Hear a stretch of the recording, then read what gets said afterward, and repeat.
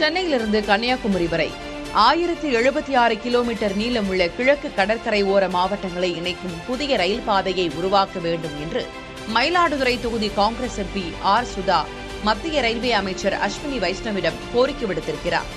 சோழர்களின் கடல்வழி பயண சிறப்பை நினைவு கூறும் வகையில் இத்திட்டத்திற்கு சோழர் ரயில் பாதை என்ற பெயரிடவும் அவர் பரிந்துரைத்துள்ளார். இந்த ரயில் பாதை சென்னை அருகே உள்ள பழவேற்காட்டில் தொடங்கி கன்னியாகுமரி வரையில் உள்ள 14 கடற்கரை மாவட்டங்களை இணைக்கும். இதன் மூலம் தஞ்சாவூர், வேளாங்கண்ணி, நாகூர், ராமேஸ்வரம் போன்ற புனித தலங்களுக்கு செல்லும் பக்தர்களுக்கு போக்குவரத்து எளிதாகும் என்று சுதா கூறியுள்ளார்.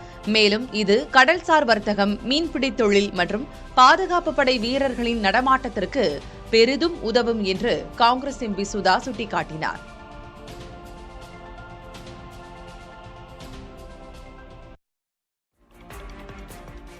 சென்னை வேளச்சேரி பரங்கிமலை இடையே பறக்கும் ரயில் சேவை இன்று முதல் தொடங்கப்பட்டுள்ளது. இதன் மூலம் சென்னை ரயில் பயணிகளின் 17 ஆண்டுகால கனவு நனவாகியுள்ளது.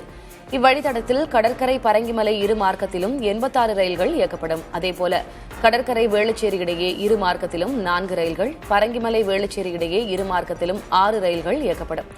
மொத்தம் 96 சேவைகள் இவ்வழித்தடத்தில் இயக்கப்பட உள்ளன.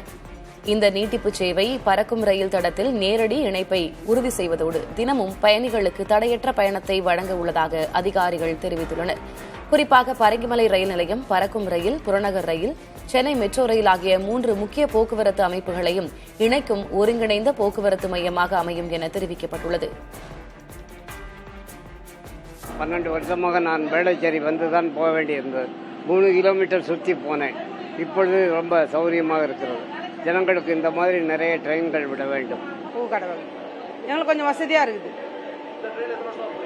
எது இங்கே எங்கள் வீடு பக்கம் தானே, இங்கே பெருங்குடியிலேருந்து தானே. வேளச்சேரியில் இறங்குவேன், வேளச்சேரியில் இறங்கிட்டு பஸ்ஸில் போவேன்.